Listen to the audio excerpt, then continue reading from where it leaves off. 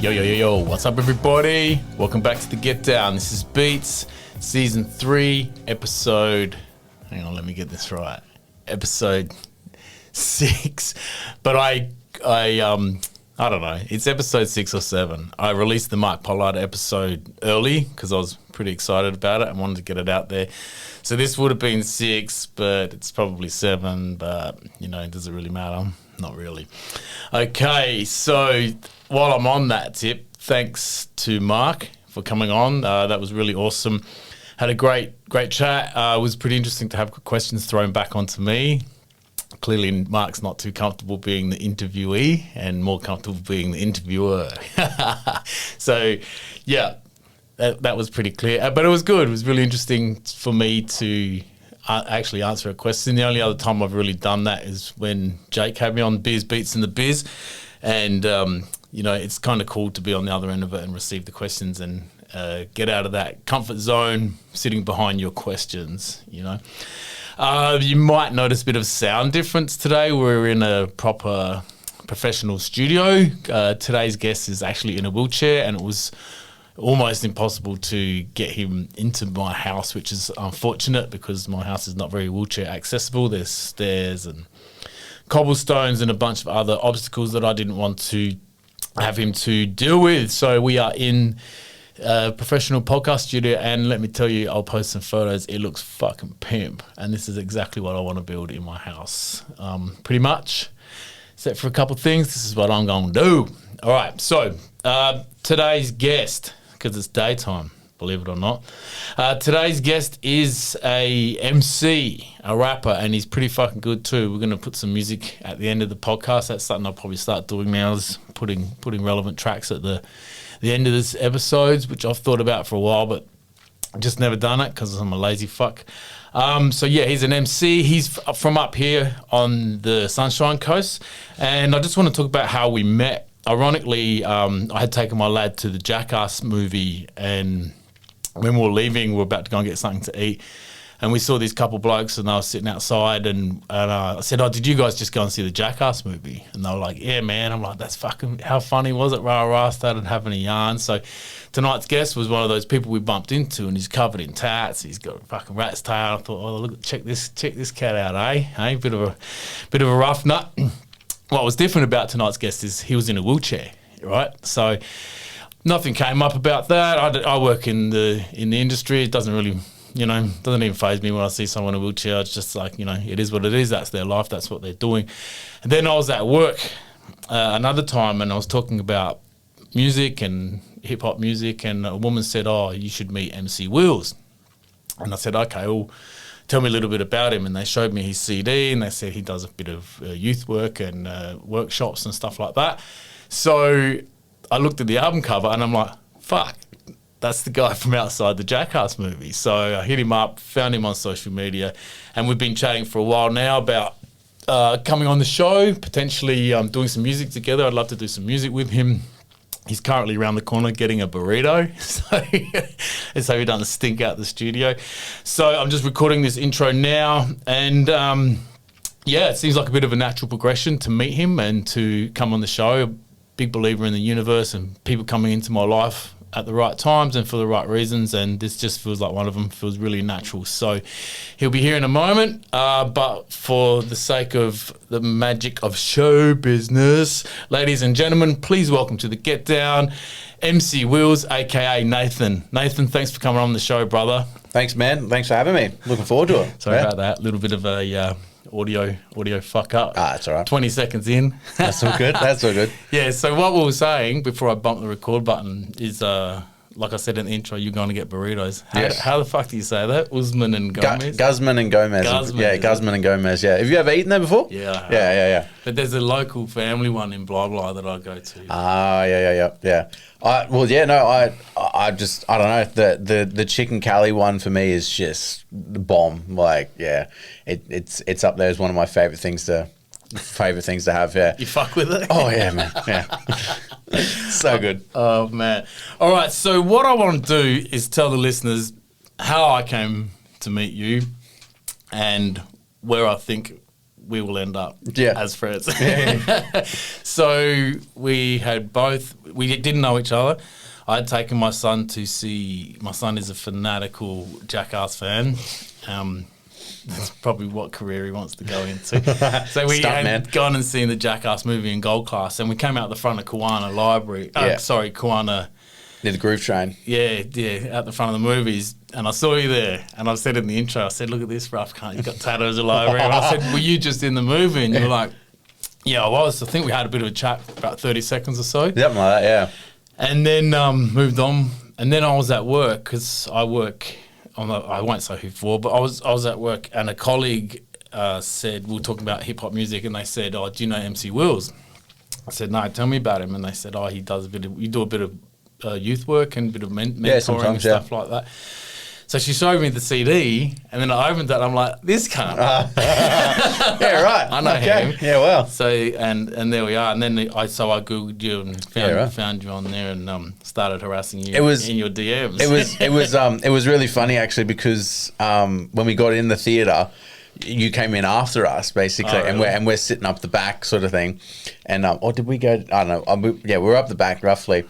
And you guys sat in these two seats, and these other people came and like moved you off. That's right. And we were sitting back there, and we were like, "Oh yeah, look at these fucking pricks over here sitting on the motherfucking seats and all that sort of stuff." And like, I was gonna yell out at you at some stage and be like, "Yeah, fucking move, mate," like or something like that. Yeah. And then when we got out of the cinema, we're walking over it, and we seen you too.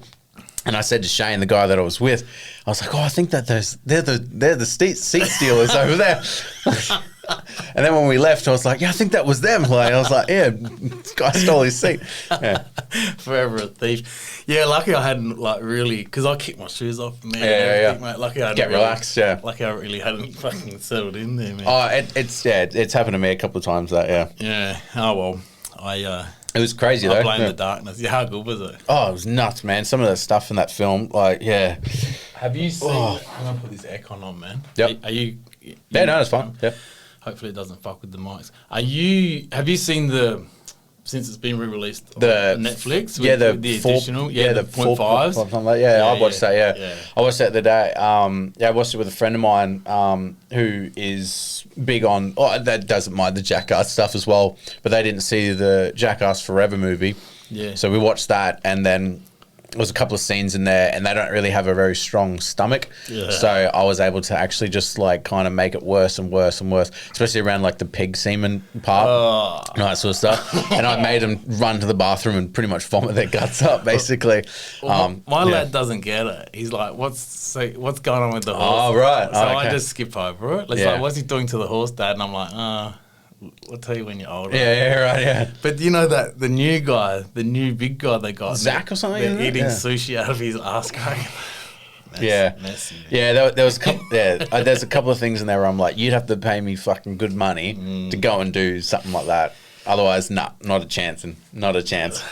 It's a funny thing, man, because like I heard a bloke recently in Aussie hip hop who's up and coming. Tyre, I'm not sure how to pronounce his name properly, but he referred to listening to our shit when he was younger, and he's like, so to get these accolades from these guys, you know, and then these new guys in Jackass, they were watching it as kids. Yeah. So imagine that fucking transition. Yeah, exactly. I was watching this as a kid, and now I'm here with them. Oh yeah, I'm involved. Yeah, like it's spin out, eh? Yeah, it really is. Like I mean, like, and that's what's crazy. Like, you know, the people that you idolize, like growing up, there is a chance that maybe down the track you could actually do something with them. You know, It's happened with me with my own music and all that sort of stuff as well. Like, it's just nuts when it happens. How old are you? I'm 28. 28. All right. So 1994. Yeah. Pretty young. Yeah. Fuck, 1994. Jesus. I was. Yeah. You were there? I was up to some dirt already by then. All right, we're going to get into music, but what I normally do with guests is just see if they can give us, before we go right into it, is give us some background on your childhood and your upbringing. So that sort of entails, where did you grow up? Are you a Queenslander through and through, or what was your childhood like? I was, I am pretty much a Queenslander through and through. I was born in Nambour. I don't think you can get any more Queensland than that. Basically, so my whole family It actually, I know it gets even more Queenslander actually, because my whole family originates from Kingaroy. Oh, right. Yeah, so both my father and my mum, all their side of family all come from Kingaroy basically, so they met each other there. And then, yeah, then they pretty much like moved all around the joint. I think they moved to like Townsville. I've got two sisters, so they had two of, I don't know if both my sisters were born in Townsville. I can't fully remember. Yeah. But yeah, so I was born in Nambour, and yeah, I got two identical twin sisters, Chloe and Skye. Not to you. Not to me, to them. Yeah, I was born. I was born 4 years later. They were born in 1990. Yeah. They're not identical, like they weren't when they're younger, but they're twins, but they don't look anywhere alike to me, really? like at all, and stuff. But maybe similar. Years ago, they used to sound alike until my sister Chloe. She lived over in America for like 5 years as an au pair over there. Crazy. So then she brought an American accent over, and to the point where she was really trying to hang on to it, like really bad, and it just sounded bad. Like, oh, I'm going out to get the car, and like, just like real, like it was like, nah, just no. So yeah, and then it's funny, isn't it? My baby mum was a twin. Oh yeah. And the first time I met her sister, she was in another room. I'm like, what the fuck? Yeah, right, like, okay. Like the laughter and yeah. They're identical. And now years down the track, you can work them out. One's got long hair, one's got short hair. But when I first met them, I was like, this is fucking scary. I should have run then. Yeah. But yeah, like, and then I was pretty much my whole like upbringing's been around like Moffat Beach. All right. So that's basically where like I've pretty much lived like my entire life basically, and then I moved out of home and now I live on my own now. So in my own little place, which is pretty cool. Yeah. Got a studio there? No, I don't have a studio there. I like to utilize other people's skills. If you know what you're doing in this sort of environment, I'd rather have your quality and your skill to do that. I'll do what I can do best, which is writing songs. Yeah. And if you can create beats, sweet, I'm going to use you for that basically. So that is my name, So yeah, so it's just easier to do it that way, and I think it's good because like I like collaborating with other people. I really like collaborating with other people, but it's also really cool because it's helping me, but it's also helping the other individual as well who's done that. So so I really like doing that. So so I don't have a studio at my little place, but maybe down the track, who knows? So I find it's good to have. I've had in my time really good studio setups, and now I'm down to like a USB mic. But I'm not very active anymore. But it's good to just like knock something out and then go into a studio and go, this is what I got. For sure. Build on it. But everyone's got their own technique. Yeah. All right, so that leads us into how did you get into hip hop? What was your first experience with it? And like who introduced you? What were you cranking? Well, I mean, like hip hop really wasn't really, and this is the interesting thing, like. Wasn't even on my radar at all. Like I was a sports fanatic, like and still am to this day. But like that was my thing. Like rugby league was just the thing I wanted to do. Like that was my only thing. And it wasn't until obviously you go through school and you play the recorder and all that sort of shit, and all that sort of stuff, whatever. So. So music just wasn't really there for me. I liked listening to it, but it just wasn't really there for me. And it wasn't until like. In high school, in like grade 11, I think it was. One of the teacher aides there was just a bit, nervous what I might be sort of doing after school, sort of thing, because and I was as well, because I didn't have anything like outside of school, like no sort of activity outside to maybe go to look towards or something like that, and he introduced me to a friend of his named Roger Kitson, who was not a hip hop artist at all, was a folk singer, and but knew about music and all that sort of stuff. And we just started with drumming, normal like drumming classes and all that sort of stuff. And I liked listening to Eminem at that stage. That was pretty much like the only artist I would ever listen to. And then my sister Chloe, one of her ex-partners, was a rapper at that time. And who's that? His name's Luke Prittis, but he went by the name of Scribble MC. I don't think he didn't really do like a hell of a lot, sort of thing.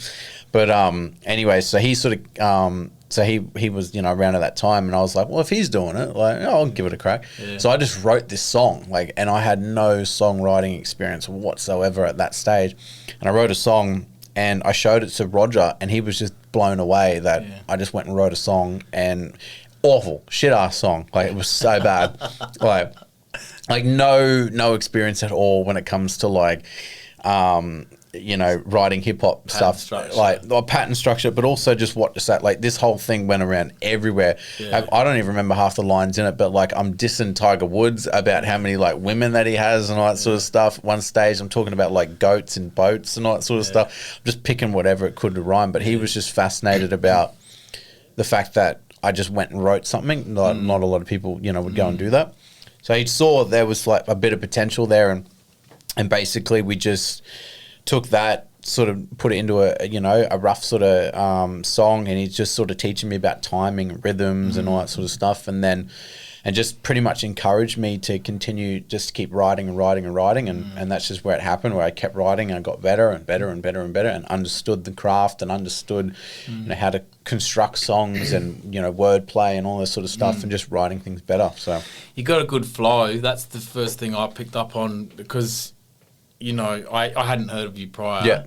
And then I'm like, okay, I'm going to have a look. And I'm always optimistic with Australian hip-hop. Yeah. You know, there's it's hit and miss. And Yeah, I'm like, yeah. fuck, dude can flow, man. And Yeah. I was like, I went to the Complete gig up here, and I met a couple lads. And I'm like, oh my God, there's hip hop up here. And I said, give me your numbers, let's catch up, let's do stuff. And I didn't hear anything. So when I saw you, I was pretty excited. Yeah, you're cool, man. I think it was pretty early on. I'm like, do you want some beats? yeah, well, the crazy thing was I just finished my third album at that stage, so I was like, oh man, if I knew you earlier, I probably would have hit you up for sure. Still time. And still heaps of time for sure.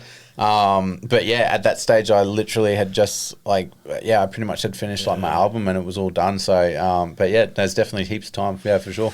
3 albums deep, most of it solo. Yeah, couple pretty much. features, but all right, you've covered a couple things there. So were you listening to Australian hip hop? I've heard like of Hilltop and all that sort of stuff, but never never a lot of the smaller sort of commercial artists like your Drafts and Horror Show and all that sort of stuff. And then because it was just Eminem that I was listening to, you know, it was like, oh, maybe you should branch out and find other people. And I was like, yeah, all right, it's not a bad idea. So I bought like a Bliss and SO CD and a Hilltop Hood CD, and then I started cranking those ones. Like, oh, these guys are really cool because. Were you rapping an American accent when you started? Yeah. And I was trying to do a lot of the stuff that's, you know, M was doing as well at that stage. With all that multi-syllable shit. Not necessarily, more like just trying to copy his sort of style, like sort of thing, you know, and making it more in regards to, I guess, more graphic sort of stuff or something like that. Or shock value. Yeah, but also talking about things that I've got and whatever. And I heard these guys, I'm like, wow, they're actually just relevant, normal life stuff, you know. And I was like, I can relate to this, and it just kind of switched it for me. And I was like, okay, I really like this. So then I just started diving down, and I found, you know, Draft, I found Mantra, I found Horror Show, Seth Sentry, Earth Boy, you know, all these sort of guys, and like, okay, well, I'm really liking this, and it also helped with just talking with my own voice, 100%. You know, in the Australian accent, basically, and all that sort of stuff. So that was really cool. And now it's a lot of the time, it's really a lot of the only stuff that I really listen to. Yeah. You know, a lot. There's a couple still American artists that I do like, but a lot of the stuff that coming out there, I'm not really sort of feeling. Yeah. Yeah. I just said by the time this comes out, it'll be last week. But the other night, I interviewed a dude who used to run Stealth Magazine, which is a hip hop magazine that in the early 2000s. Yeah. And I said he asked me about how I got into it. And again, the Hilltop Hoods, I said they kicked open so many doors. Yeah. It was that Matter of Time album where I went, I'm going to have a crack at this. Like, it just spoke to me so much. Prior to that, and another up and coming guest was Zurek from Death Wish Cast. Yeah. And there was just such a pride and ownership. Like, I've listened to hip hop all my life, you know, like Ghetto Boys, Ice Cube, fucking NWA, all that. And then these guys are saying Sydney, you know, Yeah. they're saying Blackwood Station, Yeah, which is in yeah, LA. yeah, And yeah. I'm like, fuck. It's like, oh yeah, I've been there. They're talking about footy teams I know, and they're not, you know, they're not talking about Jordan and Yeah. Martin Luther King. So it was just this sense of ownership. And Yeah, for sure. You know, something you could relate to. Yeah. very relatable. Yeah, for sure, and that's exactly what it felt like to me. And I was like, oh, if I'm gonna write songs, I want them to be relatable and and go from there. So I think I know we're not double upping because I asked you via internet, who the fuck makes your beats? Oh, man? yeah, You got yeah. some slamming beats. Hey? Yeah, well, I mean, it's a hell of a lot of different people, eh? Like, one of the guys, the dude who produced my first album, he pretty much made what was it? There's 11 songs on there, so I think he made 10 out of the 11 songs on there. Who's that? His name's Jeswa. He was quite known around.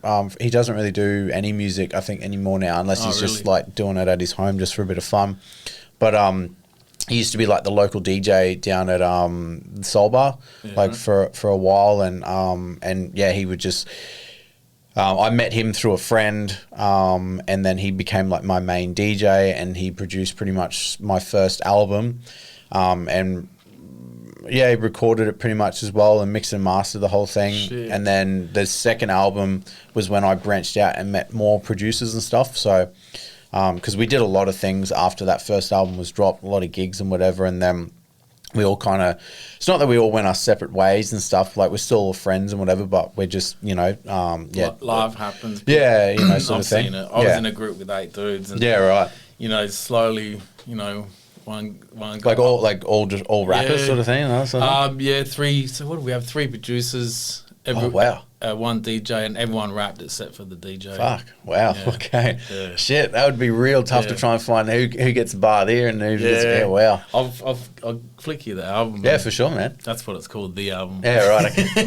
That's pretty easy. But it was more. It was good. There was a lot of one-upmanship amongst us, and there was, you know, we'd fight, we'd physically fight each other, Wow. and like love each other, Yeah. and laugh together, cry together. It was really, really good times, man.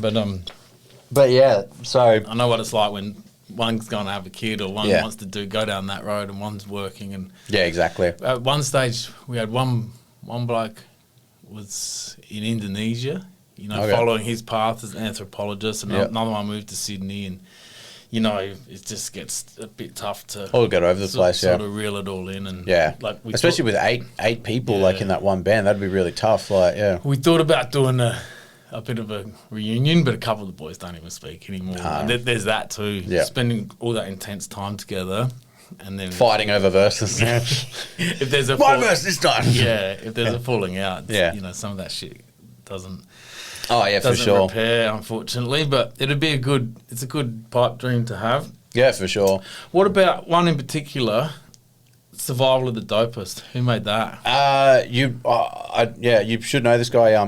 He goes by the name of Master Wolf from Brisbane. Other name he goes by is also Skins. He used to be in he probably still is. I don't really speak to him a hell of a lot, but Cryptomistic was a hip hop crew in Brisbane and stuff. He pretty much like is one of the major forces of the you know, the hip hop scene in Brisbane, basically. The other guy would be Dwiz of Oz, basically, as well. I know Dwiz. And Do so, you work with him, Dwiz? no, I haven't really. I mean, I'm friends with him like on social media and stuff like that, and stuff. But I met him a couple of times, but that's been about it, really. Like, his style is probably a bit different to mine, sort of thing. So I'm not sure if it would really sort of match, sort of thing. But the guy is unbelievable. Like, you know, like huge battle rapper, like, and just an incredible rapper, sort of thing. So I feel like if I did a song with him, I'd definitely have to, like, you know, Tone it up. I'd have to really, you know, bring out the big guns, basically. But yeah, Sometimes that crossover works, you know, like good versus evil sort of thing. yeah. But yeah, no, Survival of the Dopest. So Master Wolf made that one. I sat on that track for a while, and trying to figure out what the hell to write to this and stuff. It That just came beat out. slaps, man. It's a good one, yeah. It's mainly just a flex song, like really, like just a braggadocio. lyrical flex song. But But it's really cool. I really like it. All the cuts like on that one are done by Shane, the guy I was really? with. Yeah, so he goes by DJ Crooked. Yeah, nice. So he done all the cuts like on that last album for me and stuff. So so he did that one. He also Master Wolf did Been a While, the first track on my second album. Yeah. So he did that one. So he's done like 2 beats for me. And Jeswa's done a fair amount. And you said someone from overseas? Yeah. Producing? So there's a guy named Megalodon who you should get on. Yeah, he was razzing you up on the. Oh, was he? Yeah, and I'd like play nice now, boys. Oh, So right. I started like. Yeah. Is he from overseas? No. Don's just from Alright. Brizzy and stuff. But his mate Non-Jura was, I think, he's used to live in Australia, and I think he lives in Germany now. Yeah. And he does a lot of beat producing for Meg. And so I just said, oh, hey man, like, can you tell me who does these? Like, and he's like, oh look, it's this guy. I'll introduce you. And basically, I just said, hey, look, I love your stuff. I'd love it if you could like make some beats for this album and stuff. And every idea that I sent to him, I was like, hey man, can you make this for this kind of style? He just cracked it out of the park. Like, I was like, yeah, that's great, that's awesome. So what's your process? You come up with the concept and then you want the beat, or you get the beat? It all depends. Like for me, I sometimes come up with a concept, so then I'm like, okay, I roughly know exactly like This type of beat you want. what type of beat I want, the instruments that I want. There's a lot of certain instruments that I like in my beats depending on the track. So like I'm a big fan of piano. Yeah. So like if I'm writing something sad, I might look towards putting piano in there just because I really like the sound of piano. Yeah. And then I really like acoustic guitar. I haven't done many with acoustic guitar, and I'd like to start putting that back in more, just because it would fit the vibe of the sunny coast sort of thing, cruisy sort of thing. But it all depends, like and then there'll be other times where like I'll write a full song basically to a different beat. Just because ideas are just flowing, and I'm like, I can't stop. I just got to keep going. So then I'll say, hey, look, can you make something Similar to that. this, like not like full on rip off, but like make it your own, but like it's got this vibe. Like when you listen to this, you're like, okay, I can feel the vibe he's going for, sort of thing, and then go from there. I also kind of like to just have, I don't want to be like too dictatory, I guess you'd say, like, and box the producer in and be like, okay, I can't get out of here and I can't and do that and do this because he wants this, that, and that. I'm like, look, this is the vibe that I'm sort of feeling. Have a crack and just go. That's interesting, man, because I produce and I write raps as well. It's been a while, but I just find if you said I want something like this, I'd be like, oh. So for me, it's very natural. Like I'll find a sample. Oh yeah, that fits, and put some drums in. Then I'll just start adding little bits, and and then I'll just flick out 4 beats. Here, man, what do you think? Yeah, right, okay. But I'm not offended if people don't want them. Yeah. So I might flick out the 1 beat to 7 people, and 1 will come back. Can I have that? Yeah. And they're obscure. I make obscure shit, and so it's pretty hit and miss. But that's an interesting process to know that you know what you specifically want. Yeah, I mean, because with me, if I hear a beat and it's piano driven or acoustic driven, I'm like, what does that make me feel like? Fuck that fucking thing. You know what that alarm is? Eat lunch. Oh, is it? That's what you my should go get a burrito, man. That's what my life's come to. Calorie counting. But yeah, so I'll be like, what does this beat make me feel like? And then that's where it goes. Yeah. So if it's hard and I'm like, right, fuck you, I'm going in. Or if it's soft, I'll be like, let's rap about unicorns and fairies and for sure. But yeah, no, for me, like I can kind of see, like I've been good at figuring out what I want in the song, but I'm not good at, like, say, if I was to produce it, how I'd want it to sound, sort of thing, and structure it together that way. So I'm like, if I can just give the person the tools and then they can just go and create it, then sweet. That's good. Yeah. Well, it sounds like you hooked up with some talented producers. Yeah. No, there's a few around. Rabbits goes by the name of Rabbits. He changes his name sometimes, but he's a really good producer. Jeswa, obviously, Non-Jura. Master Wolf. and I feel like I'm missing out on someone, which I'm like, oh, geez. But yeah, there's been a fair few that I've So there's a few different producers on your latest album. yeah, there's a fair few. Yeah, I think it's just cool. Like Quiz McCool. That was one of the other ones. From Intonation. Is a local sunny coast band. I haven't seen any fucking music out here. I don't see anything. Like I see some graph. Hip hop scene this way is not as big. Like there's a lot of rappers, but the scene isn't like massive sort of thing. Just because like well, for one, battle rap is not a big thing down the sunny coast sort of way. Everyone's too chill, man. Yeah, everyone's basically. Well, I'm from Adelaide, man. Yeah, right. Okay. They sprinkle fucking Dr. Dre dust in the water. Down Yeah, there, right. so Okay. everyone's fucking doing it. Yeah. Like, with the whole Hilltop Hoods and the Crossbred Mongrels and the Funkors just smashing doors open. Yeah. There was a big wake of artists behind Yeah. that, man. You know, and it's often said about where in the south of Adelaide, there's something in the water. Down there. The talent that comes out of there. Yeah, exactly. It's unbelievable. All right, so we're going to get into why. No, we're going to get into the reason behind this next question in a moment. But I just want to say this. So I've got this written down. So there is a real message of optimism and gratitude in your music and love that is very refreshing. So we're going to talk about why, but can you talk about where you find your strength from to write about this stuff? Because a lot of people do a lot of complaining out there, but you are super positive. And so where do you find that strength? And then we'll go into let the listeners know what we're talking about, because there's something we haven't told them yet. So where the fuck do you find this strength and optimism in your music? I mean, I just like being true and honest with people, and just sharing what my life is. I don't want to be fake and stuff like that. Show a persona that I'm actually not. Like I'm not like a big tough, bastard and all that sort of stuff and all that sort of thing. Like I'm just this nice guy that just wants to see people, achieve their dreams and just feel love and all that sort of stuff. And I just think we just need more of that, around the joint. So if I can just sprinkle, like you said, like just a little bit, I'm happy just to do that. Like even if a couple of people really hear my music and go, yeah, that was really cool. Like it's made me feel something nice, or I can really relate to that. It's the same sort of thing that I've been going through and stuff. It's just a wonderful, wonderful feeling.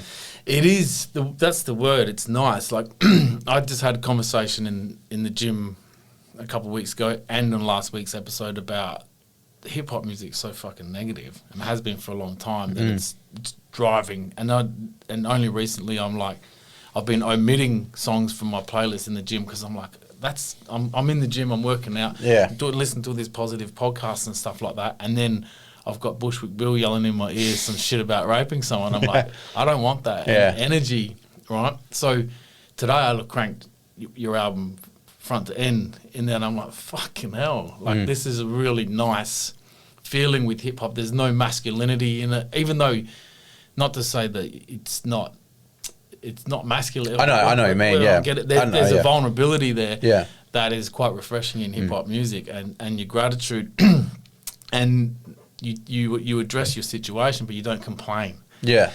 So, which leads us into the next.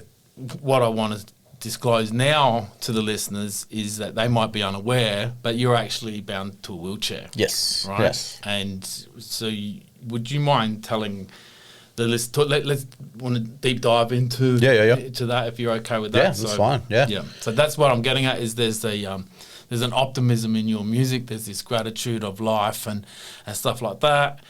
A lot of people without any form of, I mean, everyone's got troubles, but with lesser troubles seem to whinge a lot, and so that's what I'm getting at, how it's refreshing. Yeah, well, my condition is called spinal muscular atrophy with respiratory distress. They shorten it to call it SMARD.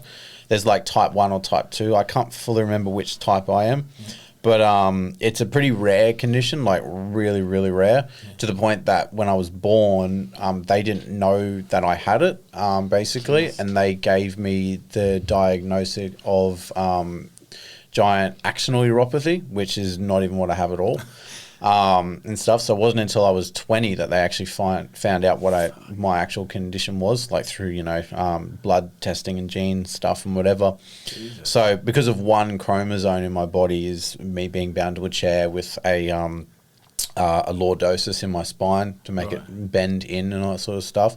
So basically the nuts and bolts of this condition is the nerves in my body don't fire with certain muscles, and eventually they get weaker over time, basically. So like, to send a message from your brain to, your leg to, be strong to hold yourself up, I can't do that sort of thing. Right. And like further away muscles are, so like I can't move like really my fingers or all and all that sort of stuff.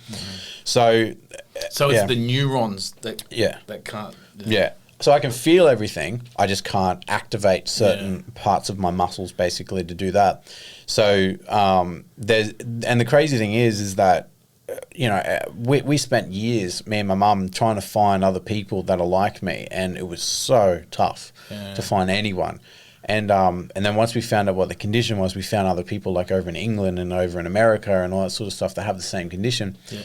But these people, like some of them are younger than me, and they're already on breathing, machines and stuff like that. Where like I, can swim like a whole length of the pool, sort of thing myself. I skate around on a skateboard, all this sort of stuff. So we're just baffled at all the things that I can do, and I'm not in any pain or anything like that. Like, my back is like more bent than, anyone else's. And I'm not in any pain or anything like that, and I'm at 28 and I'm living on my own, and doing all things a lot of the time myself. I obviously have a bit of support coming in and out, but it really blows us away to, But for me, obviously when I was growing up, like I was quite annoyed, of my situation. I wanted to be like everyone else. I had to deal with people staring at me, at such a young age, and dealing with that and being different and not fully understanding as to why, grown adults even just staring at me sort of thing. And so I've had to really get used to that at such a young age. And I just, when I got older, I was really struggling to figure out where I wanted to go in life and what I was going to do. And it was quite tough because, sport was the one thing that I wanted to mainly do. But once I found music, I discovered, okay, I guess physically I haven't been given the body, but verbally I've been given a body that I can use, for this kind of skill. And once I found music, I don't know, it really opened a lot of doors, like for me, not like just in normal life. And I guess just, I don't know, it just kind of changed my perspective. Like, even if I wanted to still do stuff in sport, I don't have to necessarily be like the player out on the field. I could be a coach. I could be a player agent. I could be, a commentator or something like that or whatever. Like there's different avenues that you could take in the thing that you like to be involved in it. And I don't know, something about music just kind of opened that for me. And it just, when writing songs, it just was a way for me to get all that sort of stuff out. And I was like, you know what, if I'm going to write songs, I'll share my story, but I don't want to like whinge and bitch and moan about it, like, because the way I sort of noticed it, that it's, if I was constantly saying to people, I can't walk, like you can walk, I can't walk, like, and stuff, people wouldn't really want to hang out with you that much because you constantly keep bringing up the same thing and they can't do anything about it. So I thought it's better just to accept it and take what you've got and make the best of it instead of actually just bitching and complaining about it. And if people can see what you can do with what challenges you face, it's a more, greater thing to see in life, someone doing that, than just sitting there moping about a situation they can't change. Fuck, bro. Deep. So I've got written here that you can't be held down. It shows, looking at your social media, hearing your music. Along with that optimism. There's a lot of acceptance. Yeah, and you've just said it then. So that's a good lesson for people out there.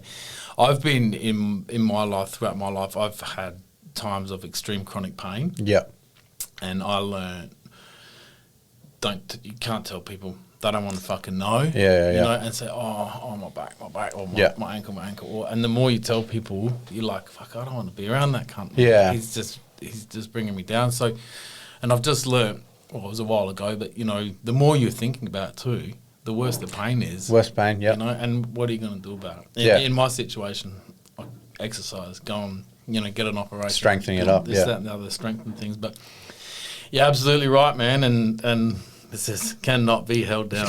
I've got written here. But yeah, like it's just, you know, and a lot of people come up to me, you know, and they're always like they'll say something about, you know, their life, you know, like, oh, and they'll say something that's going on in their life, you know, like they've got back pain or something like that or whatever.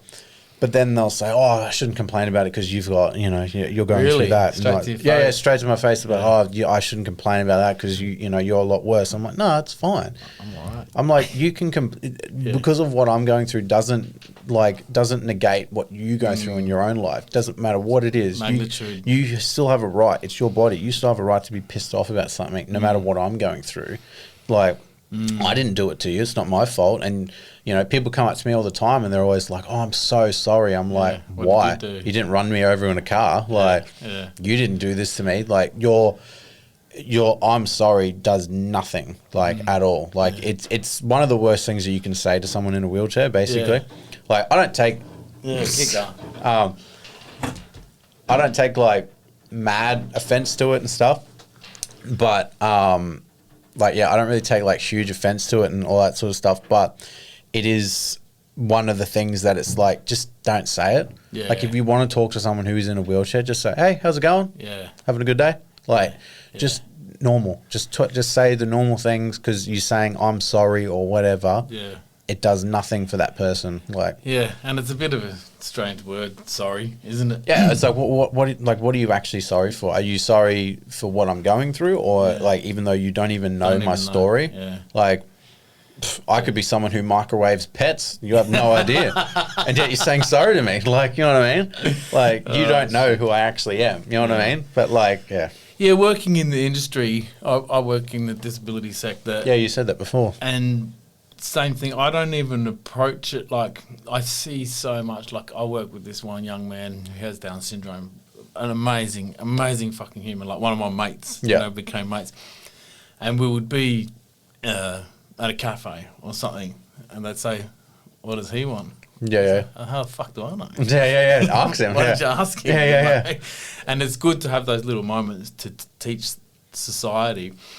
But again, like when we left you that day, my son had a heap of questions. Yeah, right. And I'm like, these are really good questions to be asking. I said, you know, he's probably been that way for a long time, and you could ask him those things. And I told him that I'm coming to see you today. I said, "Do you remember that bloke?" And he said, you know, he sort of went in the wheelchair. I said, "That's all right." I said, "He knows he's in a wheelchair. He knows he's in a wheelchair. You know, there's nothing, you know." Yeah. So it's a funny thing. Like, what, and I've got that here. What's your third thought on the word, like, disability?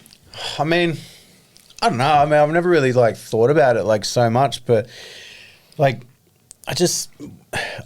there's obviously like, yes, I have a disability, but I don't want that to be like my, you know, thing that defines me. I'm just like, the way I say it in a rhyme, like in one of my songs in Say What I Want to Say, like, I'm the rapper in the chair and you better not confuse it, and not the other way. I'm not, you know, sort of thing.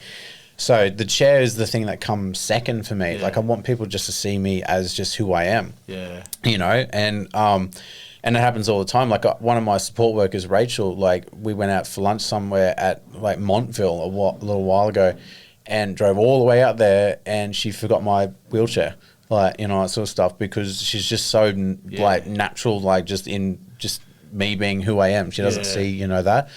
And I'd kind of like for people just to, you know, see that more often, you know, as it seems like people think if someone is disabled, they're very fragile, they're very, you know, it's like, oh, okay, I've got to be very careful around this person. It's like, no, you like, it's nothing like that. I'm just a dude who sits down a lot, like, at the end of the day. You know what I mean? Like, like, that's funny. Like, that's just what it is for me, and I just hope that it can be like that more often, really. Yeah, 100%. I mean, you're in a position to sort of teach people through just being like that. Yeah. It's the same as racism. Like, I say to my son, like, I'll say, see that guy over there in the red T-shirt, and he's a child who go with the dark skin. Yeah. And I say to him, I don't know, I didn't notice. He just had a red shirt on. I just noticed the shirt. Yeah. Or I say with the black hair. So you try and, even though I'm fully aware of the Yes, skin colour, yeah, but yeah. I wouldn't say, I'd say, see the guy over there in the Chicago Bulls shirt Yeah, and the yeah. black hat. I wouldn't say the chair first because I want to teach him that that's just that level playing field. Yeah, exactly. And that's what all you talk to pretty much anyone with a so-called disability. That's just what we want. Like it's kind of like if you have a disability, it's like that. For a lot of people, it's like that's what defines you. It's like, yep, you are disabled, and that's it. Like, and there's nothing else is going to happen basically for you. You're disabled for the rest of your life. Yeah. But it's like a lot of people who do have disabilities have incredible skills and stuff like that. You know what I mean? Stephen Hawking, one of the most smartest guys in the world. Yeah. And yet the dude I think he had like motor neurons disease or something like that. I can't fully remember, but like he, was just cooked in a chair, basically. And like Nick Vujicic, another guy, he's got like no limbs at all, but yet he's like one of the best motivational speakers around the world. Did he have his limbs blown off? Is that him? No, he was just born with no limbs. Oh, Yeah, really? Yeah, he was just born with no limbs. There's another guy. I started reading his book. I think it might have actually been a disease, not a bomb, and he woke up in hospital and he's a quad amputee. Yeah. His wife had to make the decision. Oh wow. And so he like woke up like, fuck, did you let them do this to me for? I don't want to be alive. And now he's like happiest man alive. Yeah, right. Man, and that's that overcoming adversity thing. It's like, problems of magnitude, right? Like if you've got $1 and you got to spend 90 cents, then you're fucked. Yeah. Right? You got $100 million and you got to spend 90 million,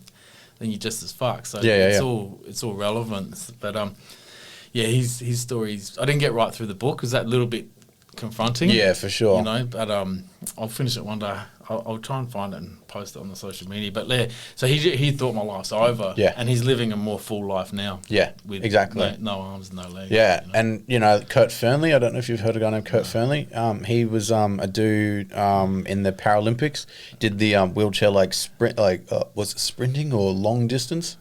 Can't remember. It was either sprinting or very long distance, but like in a specialized sprinting kind of chair, manual chair, and he crawled the Kokoda track. The whole way. He crawled the whole thing. And not many people have actually even walked that thing. And he crawled it. Fuck, I did call him yesterday and I'm suffering. So like, like that. And obviously one of the greatest like disabled, athletes in Australia, Dylan Alcock, multiple Grand Slam tennis champion, crazy, and yet the guy is doing it in a wheelchair and he's like one of the fittest guys in that sporting code basically. Like it's like you can't just put someone with a disability like in a box, because even the thing that is taken away from them, they'll find something that they can do to show that skill that they actually have basically. Yeah. I'll look at yourself with your music. Thanks, man. What was just in my mind? Oh, so what do you do? What did I see you do? Some little go-kart sort of wheelchairs. Is it? I don't want to offend you. It looks like you're smashing into each other. No, it's power chair soccer. It is. So it looks pretty aggressive. Yeah, it can be. Yeah. So we so we have these like specialized chairs. They're called Strike Force chairs, and basically we go up like every 2 weeks. We play in Brisbane.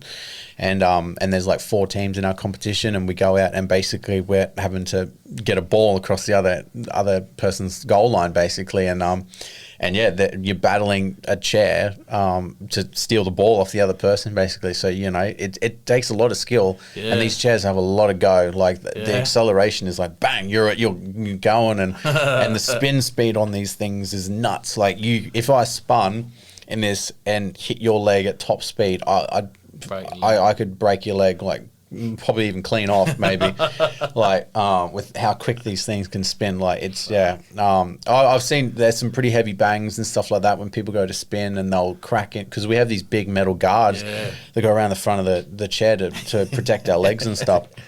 And I've seen people like spin to go and hit the ball and they've missed it and they've just cracked each other like in the chairs and stuff. Yeah, it can be pretty brutal. Nuts, I wasn't sure. I just saw the bars and I'm like, what are they doing? Smashing into each other. It is a lot of fun. I've been playing that since like 2016. But yeah, once the NDIS came in, it was a lot easier for people to get the Strike Force chairs to be able to go and do that now. Yeah. And so basically everyone in the league has got one now. So it's really, really even. It just comes down to what your skill is like out on the court, and stuff. So yeah, we just had what was it? We just had our round 2 clash. Just Saturday just gone. We got flogged. So we usually play like 2 games. We had a draw in our second game. We probably should have won that one, but we had a draw in our second game. And I'll let you decide what maybe the first game, what we lost by, basically. Have a random guess, like what it was. 8? Very close, 9-0. Oh, really? Yeah, 9-0 we lost by. Yeah, it wasn't good, yeah. Oh, shit.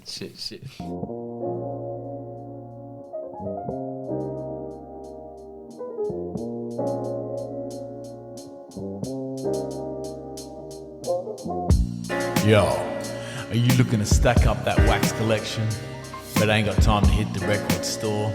Want the best in Oz hip-hop and more, but also want to deliver straight to your door? You need to peep Raging Inferno Records, the online store that buys directly supports. Put that money in the artist's pocket, not JB Hi-Fi juggernauts, an independent dealership dealing in the illest shit. If they ain't got it, you ain't want it. Hit the site tonight after you blaze up a pipe. Support Australian artists and do that shit right. Support local business and keep this shit tight. Aight. www.raginginfernorecords.com. Get it on.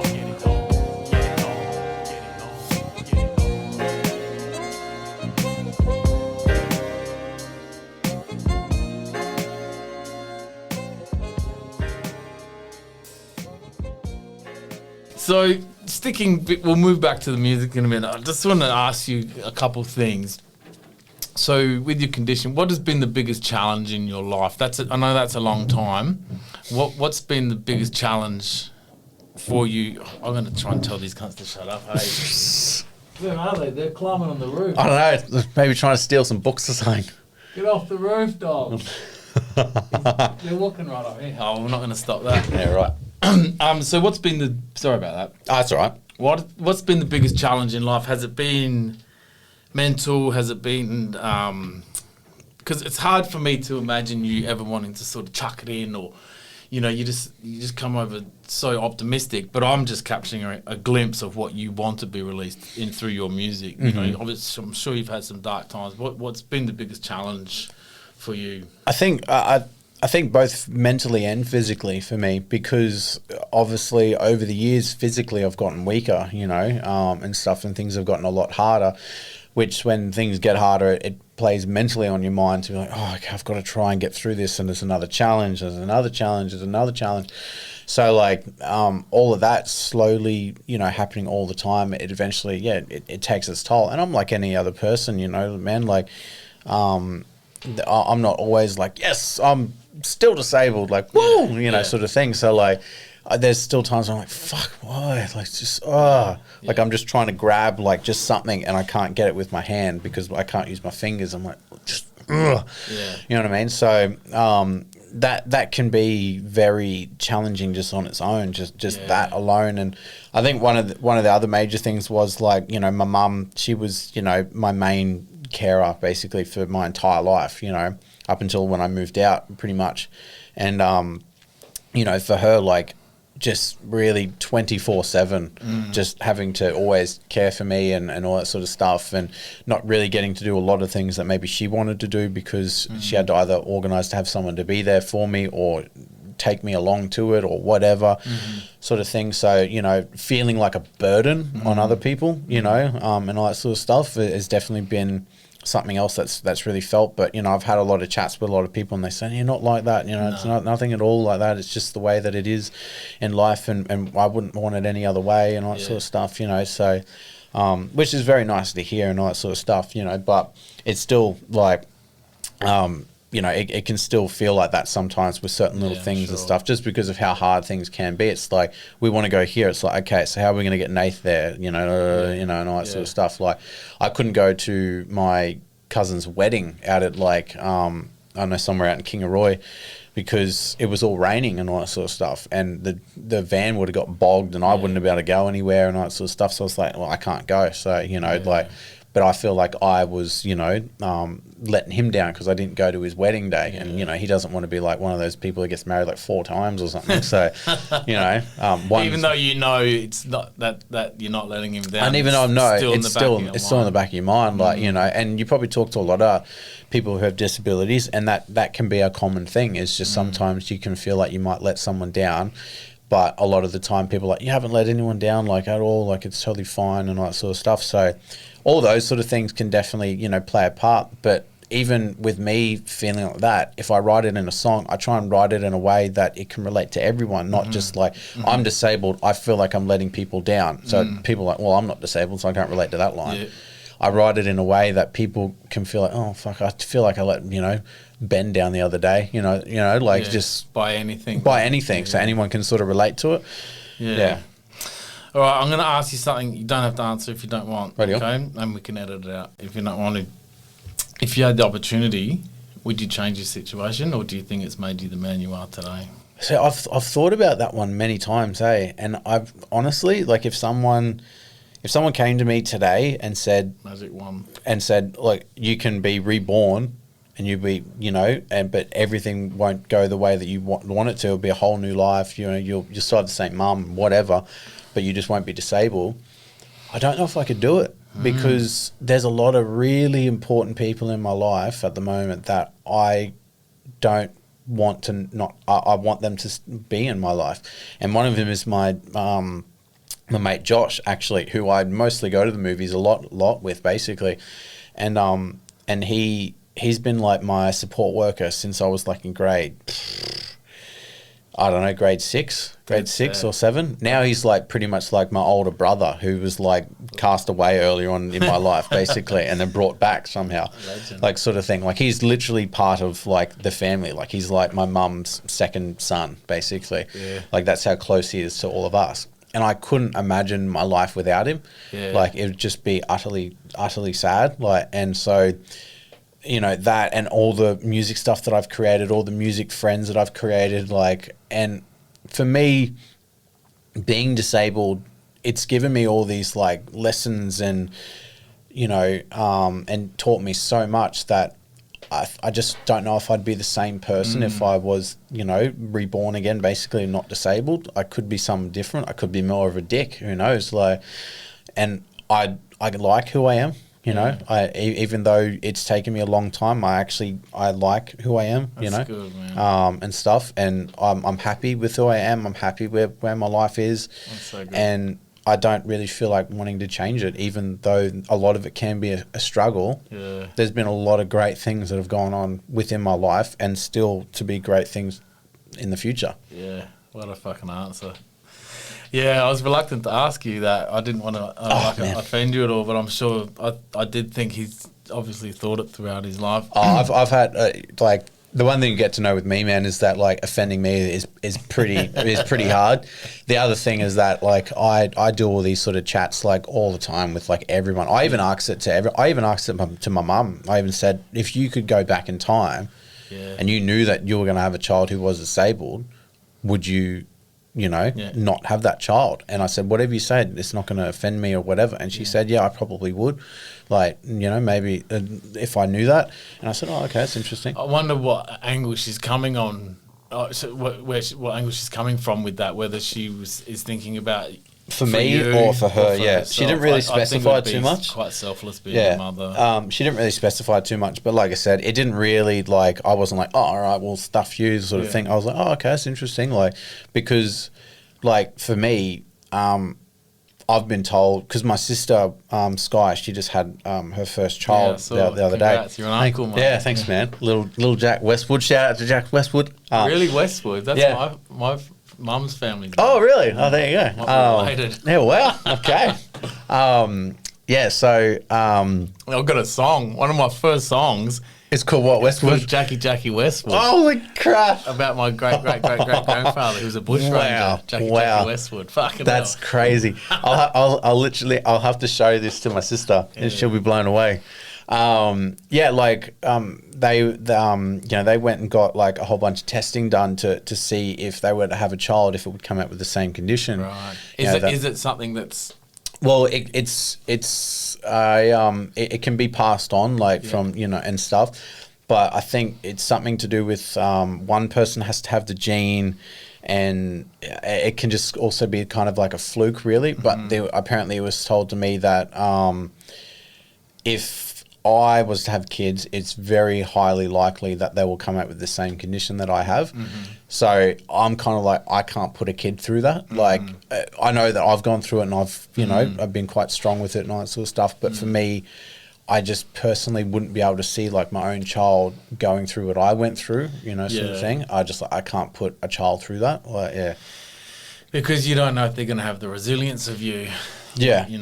Sort of thing. And I already know, like, it would be tough for me to be a father with my condition, but then let alone be a father to someone who has that condition as well, to try and teach them to be like, okay, look, and they might not have the same life that I didn't get bullied in school, which I was surprised at. I was going to ask you that. Yeah, because I listened this morning to a letter from heaven. Letter from heaven. I was going to ask you if it's a real story. So no bullying at school. You had no receptive. Yeah, it was pretty good. Like Letter from Heaven was actually a song inspired by Eric Clapton and a guy that I was friends on Facebook that was constantly writing stuff on social media that he was going to take his own life and all that sort of stuff. And I thought, okay, well, not that I was going to make money out of his story and all that sort of stuff, but I thought if I just take inspiration from that and I can write a song, because I was trying to say to him hey man, what are you doing writing all this sort of stuff, but he'd be like, oh, okay, and then the next day he'd write something similar. So I was like, I don't know what else to do here, sort of thing. I don't know where he's at now these days and stuff, but so that's what that came, and the Eric Clapton thing was the Tears in Heaven song basically. And I just thought to myself that I wonder if I wrote a song where it's a guy who writes about his life and what it was like from schooling to sort of leaving school and then a bit after it. And he just leaves this letter here to anyone that comes by and just to read it. And it's all of his life out on a piece of paper. And it's like, this is how I felt, have a read. And now you know my story, basically. Yeah. And it's pretty powerful song. Yeah, it gets pretty dark, and stuff. But for me, that's the kind of stuff that I kind of like to write. I kind of like to write things that can be very whoa, okay, I wasn't expecting that, sort of thing. On my what was it, third album, there's a song on there called Demon Inside, basically, where it's me talking to my own inner demon, basically. That's really well done. So that one, and basically there's some pretty dark stuff in there, on that song. I even say in a line in there as the demon, that your mother didn't want you. She didn't want a child with broken parts, basically, and all that sort of stuff. You know what I mean?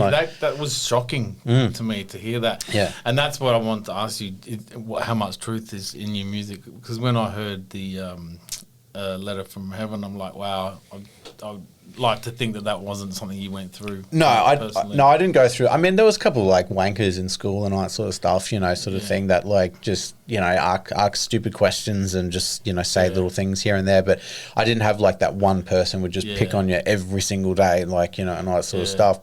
So that's relentless, man. I did. I had I had red hair and glasses and freckles and it wears you down. Yeah. And in this day and age, it doesn't stop at school. It's coming home to social media. And it's that's why with my own son, I'm like, it's a non-negotiable. You're learning martial arts. You're learning how to fight. We do Muay Thai together. And what it is it's so he's resilient. And he can go, someone comes to him, he can go, I could fuck you up. Yeah. but I'm mentally strong. Yeah. So I can walk away. Yeah, exactly. You know, yeah. so that's where it's at, and like, because it's gonna come, bullying's gonna come. It's a pretty hard thing to escape, really. Yeah. Like, you know, it's a very hard thing to escape, and like you said, it's everywhere. Like cyberbullying, you know, it's so Crazy. massive. Like you leave one place and that it can still continue, you know, onwards. Imagine you're in your room and it beep beep. Yeah. Boom, there it is. They've got, and it's Instagrams, Facebook, fucking Twitter. Yeah. You know, your phone. Yeah. Emails. Yeah. It's I don't envy young people these days, man. Yeah, no, Like, yeah. What's going on? But yeah, no, obviously my music, there's a lot of truth in my music that is fully true. That song, there's elements of how I feel within my own life in there, worked in a way to make it relevant for everyone else, sort of thing. Going through something. I just really liked writing that song. I wrote that in like 3 days. That song, like just a verse a day, basically. It just sort of flowed out and stuff. But like the Demon Inside one, that's all 100% real. Like everything that I mentioned in that is like just all thoughts you've had. All thoughts I had. Like, yeah. What is your writing process like? You on some Jay-Z shit all up in your head? I mean, I don't know. Like it's just because you can't. Can you? I use an hold iPad. A pen? No, iPad. I used to be able to hold a pen.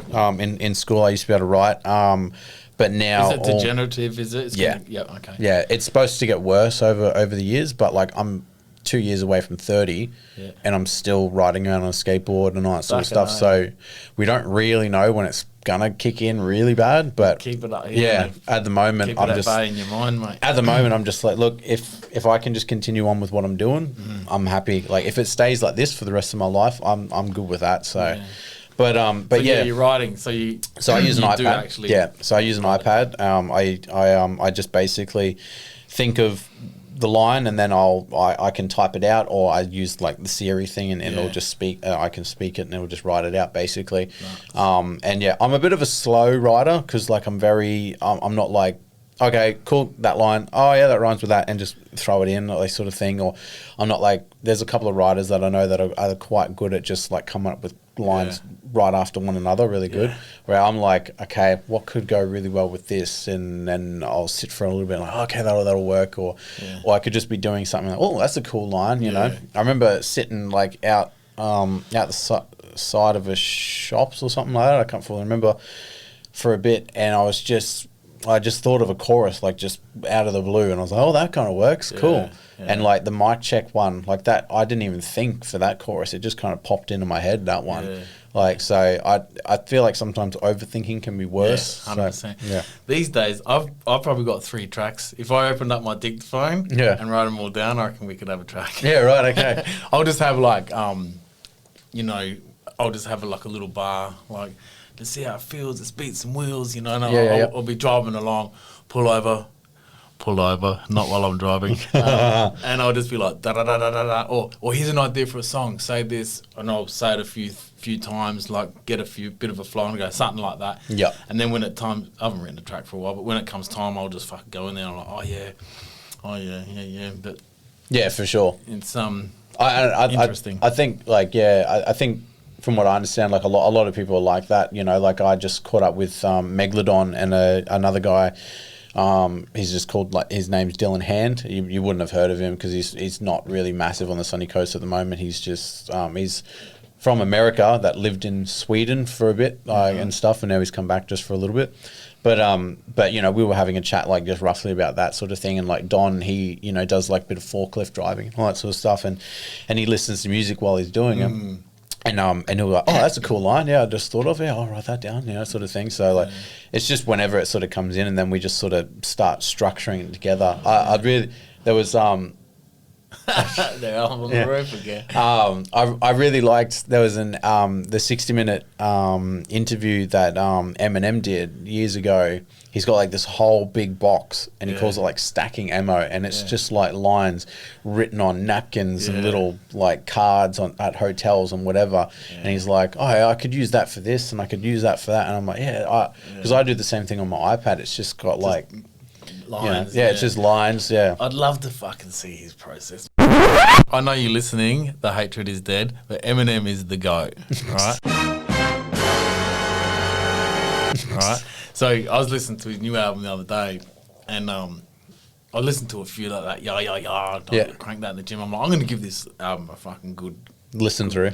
and I posted it up, put Goat at the top. Yeah. This bloke who's a listener argue with me, Oh, right. trying to tell me Cool G Rap's a better rapper than Oh, okay, Eminem. right, yeah. But I'm like, what the fuck is his process? Because not only is it relevant, it rhymes, and then he does that fucking multi-syllable shit, and it's just like, how the fuck are you doing this? He's in his 50s now. Yeah, I'd hate to live in his head. I reckon it'd be awful. Yeah, like it'd be a dark place. I reckon his head would just be awful. I don't even know how he sleeps, like you know, and stuff like.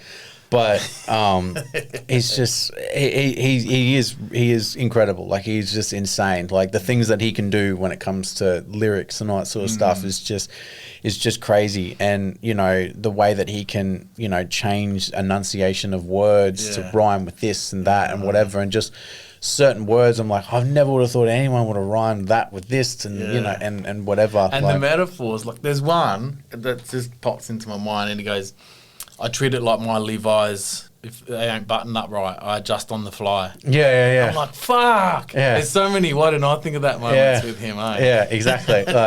It just seems like he's so good at just coming up with like wordplay stuff and like all that sort of stuff and just these things. And I go, I don't know how you thought of that. Like I don't know where. Like when you listen to his whole verse, it's literally like all just wordplay and.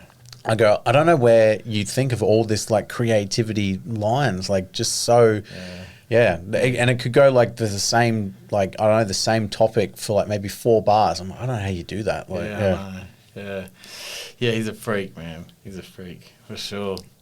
There's another guy I listen to a lot, Sage Francis, and he does like He rolls over like avant-guardian angel. So like avant-garde and then guardian angel. Yeah, right, okay. He does this really clever thing of rolling over words. Yeah.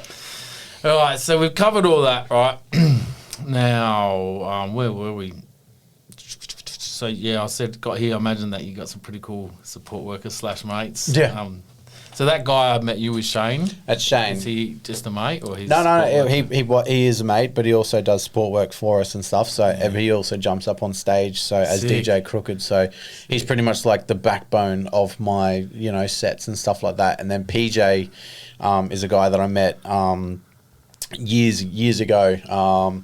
Back in like 2011, and he came on board to like mentor me basically, like because Roger obviously only knowing like so much of what he knew when it comes to hip hop, he could only teach me like so much. So then when PJ came involved in it, then he was like, okay, let's really get involved in this sort of thing. So he really taught me how to structure hip hop songs and all that sort of stuff and write, as an artist, like hip hop artist and stuff. So he jumps up on stage with us and does his verses and I back him up and he backs me up and stuff. So, and we've been playing shows like, back since like about 2011 basically. So, and onwards really to now. You didn't get the draft gig up here? No, I tried. Yeah. I tried, but then I think I tagged you in it too. Oh, did you? Yeah. I tried, but then I thought to myself, you know what? I've had a couple of run-ins with the Stars, so I was like, I'll let someone else have a go.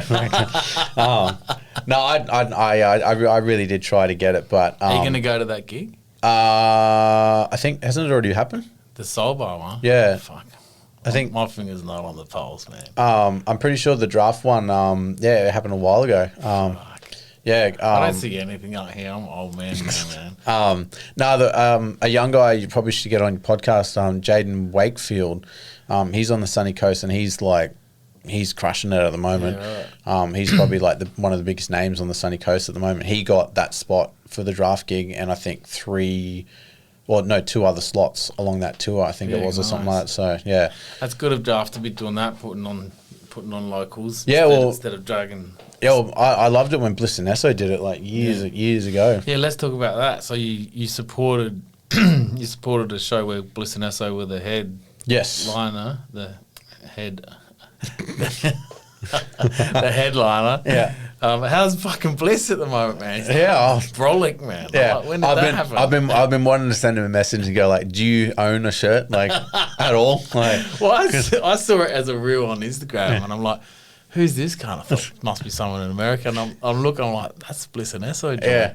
And then he's like, and then I saw another one where he's in a jacket. I'm like, okay, I'm going to see how long this lasts. Yeah, no. Off like, with the jacket, like off seriously, with the like it's been like some of the coldest like weeks at the moment, and he's on stage and he still hasn't got a shirt on, and you got Esso's wearing like a long sleeve and like maybe a jacket or something like that. And well, and I just find it funny. Like, what was it? I bought Bliss and Esso's like new CD, and it came with like a jersey and a ball and I saw something that. like else and whatever. And it came with they do like the baseball or basketball card sort of thing. Yeah, the Topps and cards. yeah, and you know, Esso's got like a shirt on and all that sort of stuff.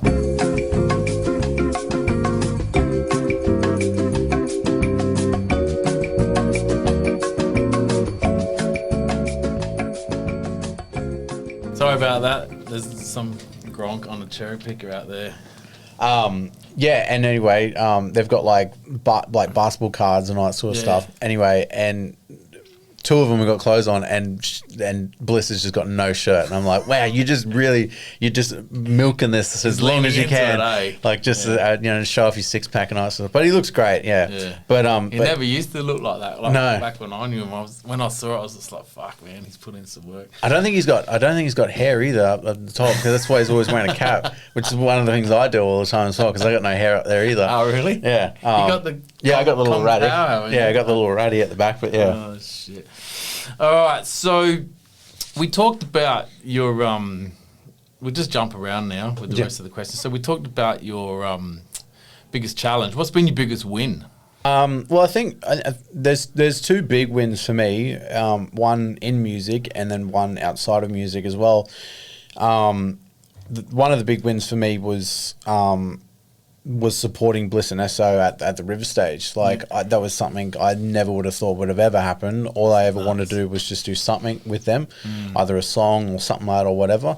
To get a chance to play at the River Stage, which not a lot of people will ever get the chance to play at the River Stage, and open for them, like open for your favourite artist, which Bliss and Esso are my favourite artists. I've even got them like tattooed on my arm, you know, Let's like have a look. Oh, mad. You got just the the flying wings. colours thing, and then I got their little logo like just there where the hip hop thing is there. Sick.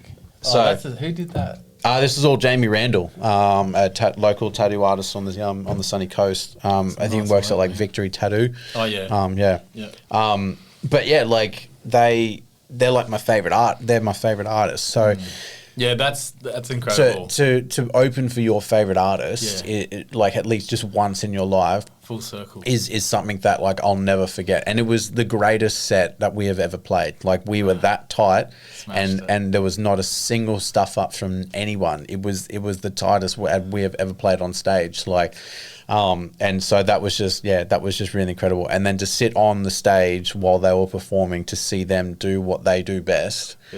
And to just They're pretty good live, like eh? to own that crowd the way that they did was just unbelievable. So that to me is a massive win. Did you get a bit of traction from the gig? Yeah. Did you see your plays go up? and Yeah, for sure. sales? Oh yeah, there was a couple little bit of I mean, like any other sort of thing, like the traction sort of went up for a bit and stuff, and then it came down and all that sort of stuff. For sure, people saying like, "Oh, I seen you at the people still some people come up to me and go, oh, I seen you at that Bliss and Esso gig like years ago," and all that sort of stuff. So they there was a guy, they were interviewing Bliss and Esso actually. What's his name? The Doctor or something? Oh, yeah. On Triple J. Triple J or something years ago when he was on there, and they were interviewing him. He's like, "Oh, so you had the MC Wheels up there?" And it's like, "Oh, I read an article. It's so like MC Wheels had like everyone up on their feet." And he's like, "Oh, I thought it was a bit rude because he's in a wheelchair." And I'm like, "Oh, you don't need to say that," like and stuff. But they were like, "Yeah, no, we've met him because I've met Bliss and Esso a couple of times before that." And they were like, "Oh yeah, no, we've met him a couple of times, and it was cool for him to get up on stage and stuff." And yeah, he did great and all that sort of So stuff. how did you get the gig? They did a what do you call it? Like a public voting sort of thing. So you had to submit a track in, and they would listen to, I think, all the tracks that got submitted, and then pick their favorites for that area. So they weren't coming to the sunny coast, so I had to go for Brisbane. Yeah. And so I'm not from Brisbane, so I was like, well, it's close enough, so I'll go. I'll shoot for that one. And so I was up against a girl named Chelsea Jane. I'm pretty sure her name was, because at that stage she had won, or next year she won like the Hilltop Hoods grant. Did she? Yeah, she won right. like that. I don't know when it was, but she did win that, and it was roughly around that time.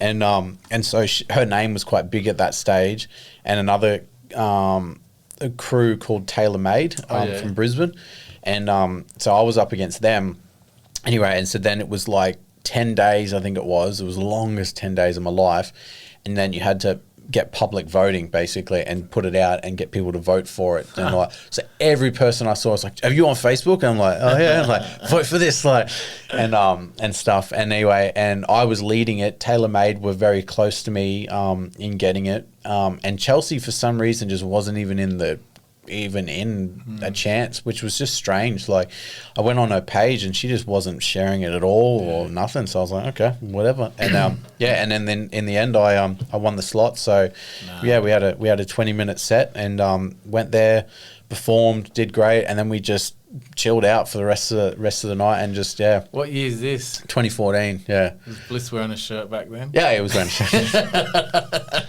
Yeah, no, he was wearing a shirt back then. Yeah, I think it must have been a bit flab underneath there. So that's music-wise, that's definitely been one of the biggest wins for me. And then outside of music, probably the big, like for other people, it's probably not as big, but for me, this was huge. Was moving out of home, because it was something that I thought would have happened because of my condition, being able to actually like take care of myself outside of, my mum's house and all that sort of stuff.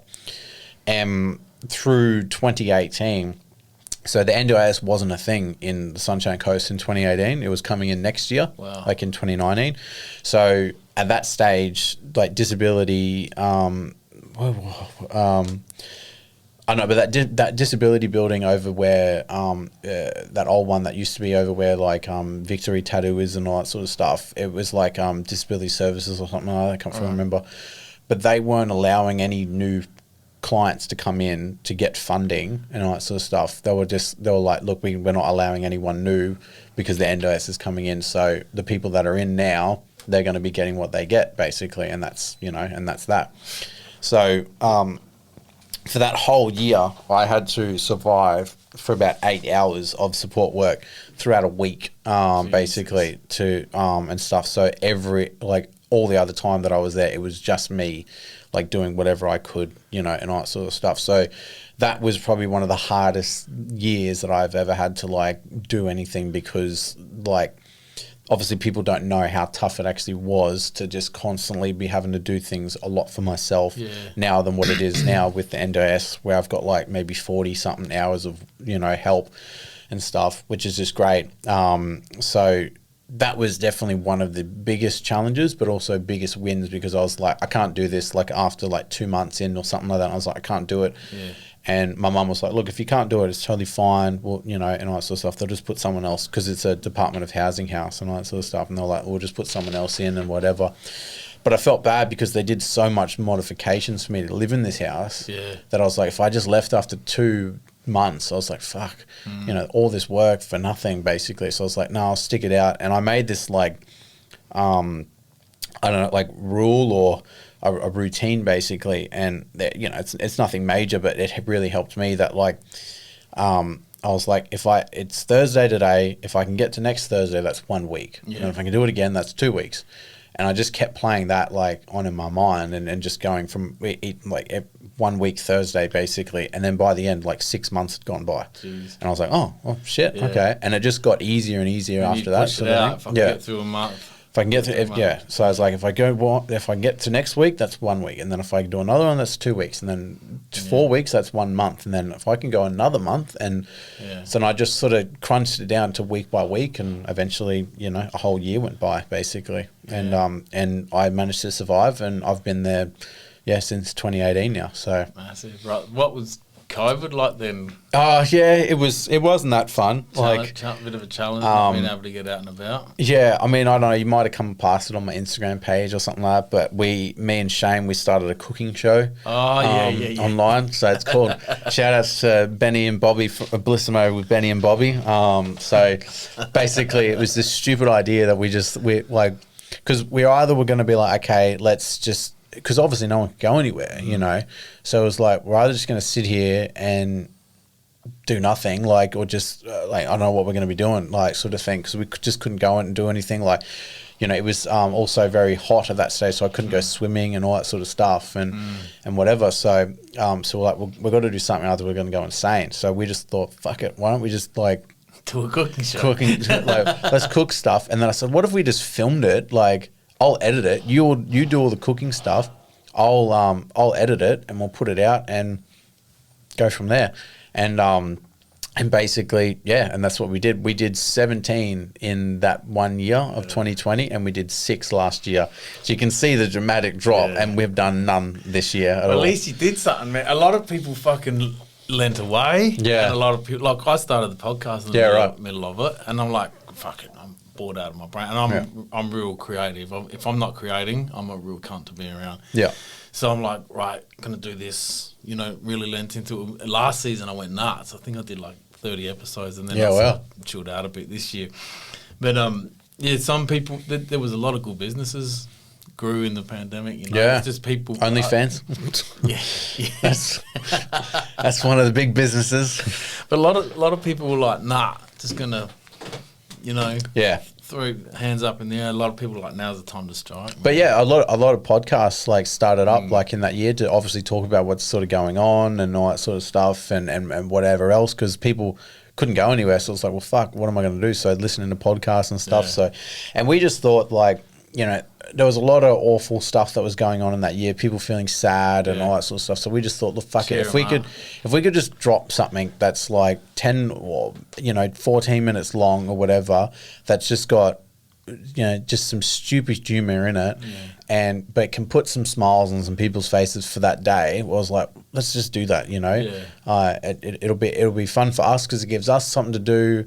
Like, and we really enjoyed it. And it got to a stage where we got more elaborate, you know, with it. We were like, fuck, let's, you know, I mean, we took it sometimes far. Like we did, you know, Mexican episodes where we probably kind of stereotype and sort of thing, and in a bad way, I guess, and stuff. And then like we did a pirate episode. We did like a 50s episode and all that sort of stuff. Like, where, you know, and we did the whole Back to the Future thing. Like, are they on YouTube? They're all on YouTube actually. If you type in Benny and Bobby Bellissimo or Bellissimo with Benny and Bobby or something like that, like episode 1, like just EP 1, it should come up with us. And there's like I said, they're all on there now. But like, yeah, we did one with like Back to the Future where like on the table, like I've got like a, cause I'm a bit of a collector and stuff. And I've got a Back to the Future like car sort of thing, like the DeLorean. And we do this scene where, Greatest movie. Yeah. And we do this scene where like we push the car and then it's going past like all these old records sort of thing. And then I find this light speed sort of thing, like in Star Wars or whatever, and it looks like we're traveling through time sort of thing, and then we're like, whoa, we're in, you know, it just you know, a bit of fun, like just to, you know, put some smiles on people's faces. Yeah, good on you. You had to do. I was lucky enough to do that, and I went through. When I say I went through digitally through Zoom and phones, I went through a few mates in Melbourne who were copping it really hard down there, and got to, you know, metaphorically travel the country and speak to my mates through here and overseas, you know, a couple in America, a couple in the UK. All right, I'm going to move on to the next question. Just being mindful of time, I've got to pick my son up. Oh, I've got plenty of time. So I know from my own work as a support worker that you're somewhat of a mentor and an inspirational speaker within the sector. Can you talk about some of the work you've done and how the hip-hop music ties into that? And then also, do you have any plans on being any form of mentor within the mental health sector? Because you've got such strong resilience. I think that sort of tapers over into the mental health. Yeah, well, I mean, I've done a fair bit of, over the course of like with my music, I've done a lot of like motivational sort of speaking over at like, you know, like TAFEs and all that sort of stuff, like the Mooloolaba or Maroochydore TAFE or something like that. Yeah. Over there, and like some universities and stuff like that sort of thing, and a lot of the time schools. So like my old high school at Kawana High School, and I remember doing something over at Coolum School and stuff. So it's definitely been something where they want me to come in, share my story with people. And it's been quite fun. I do get a little bit nervous with it because sometimes kids just offer you nothing, like at all. Like you're sitting there, I am sitting there, and talking to them, and they're sitting there, and they're just like, yeah. They might appreciate it in their... Can we just go to lunch now? Like, They might appreciate it in their older years. Oh, yeah. And well, some people do come up to me and like, that was really cool. I really enjoyed it. And I'm like, well, you didn't look like you did. But like recently I went to Fraser Coast College, or Christian College or something like that. And I did a 70-minute talk like on hip hop writing, basically. That was one of the toughest talks I've ever had to do. I was done after 30 minutes, basically. Because were they interested? No, not a. They were year 9s. Their project was about, and this was what was really funny because like, it was about like, writing songs and hip hop and the way that hip hop is used within writing songs, like strong messages and stuff like that, and I had to go in there for 70 minutes and talk. Now that's a long time to talk about hip hop writing, basically. Yeah. And the teacher that organised it wasn't there for it. He got COVID, so he was staying at home and had to do it like through a computer that he was looking over. So another teacher was taking over, and this teacher, I think from word go, was not a fan of me and Shane, like at all. Because she was like, "Oh, you got to wear a mask," and we're like, "Oh, okay, yeah." And we just got an exemption. I was like, I'm just not really keen, and we didn't wear one as we walked over. And then as he came, because he was bringing all of his deck stuff in to like set all that stuff up, and whatever. And then I was talking, and he's like, "Oh, do you want your mask?" I'm like, "Oh, no, that's right," because all the kids had masks on while they were up there, like sitting there and all that sort of stuff. Anyway, and they're just sitting there slouched. It was near the end of the day, and they were just like, "I don't care," like, and whatever. But it was really tough, and I ran out of things to say. And lucky enough, I brought Shane along because he was like, "Oh, what about this?" I'm like, "Oh, yep, didn't think of that. Thank you." And sort of ran on another sort of tangent sort of thing. So, and then the other one recently that I just did was in Brisbane at St. Joseph's College. I had to go there and write a song with like 20 kids, which was really tough. Was really tough because the guys that were running it, I don't know, the vibe that I got from them, they were like, "We don't really care how shit the song is. Like, we don't really care if it's good or bad or whatever. We just want the kids to experience what it's like to write a song, and then and they want them to share it with their family and all that sort of stuff." And I was like, "Yeah, but I've been a kid, and I know what it's like when you do something and you know it's shit and you don't want to share it with anyone." And I'm like, if it's crap, these kids will not want to share it with anyone. So I was like, you can't just, and I was like, "How long do you want this song to be?" And they were like, "Oh, we want like 2 verses and a chorus." I was like, "Well," and you want me to speak and play music at like on the same day? And they're like, "Yeah, and we want to record the song and then shoot a film clip to it." It's like, fucking hell, like, good luck. So I was like, "Look, what we're gonna do is we'll write a chorus, me and Shane, and I'll write a verse, like just a fairly simple verse and all that sort of stuff. And we'll write 1 verse with these kids, because I guarantee you're going to get only 1 verse out of these kids in that time frame if you want to record it and stuff." They're like, no, we should be right. I'm like, "No, you're not. Like, it's going to be this." And that's what happened. We literally managed to only get 1 verse, and by the end of it, they're like, "Yeah, good call on that one." I'm like, "Yeah, thank you." I've done some workshops in my time. I've done a few, and I've found if the kids come to you, then you're on. If you're going to the kids, different story. I've done some really good ones with a good mate of mine in the youth detention centres. They were fucking the stories, man. Like kids in there for murder and stuff like that. And some hectic stories. I did actually get asked, I can't remember who it was, but someone did ask me a while ago. They're like, "Do you want to go in and do a talk to prisoners?" And I was like, "Oh, fuck. Yeah, you should do it, man." I was like, "I don't know." I've got here that we should do some workshops together, man. Yeah, for sure. I'd love to get back into it.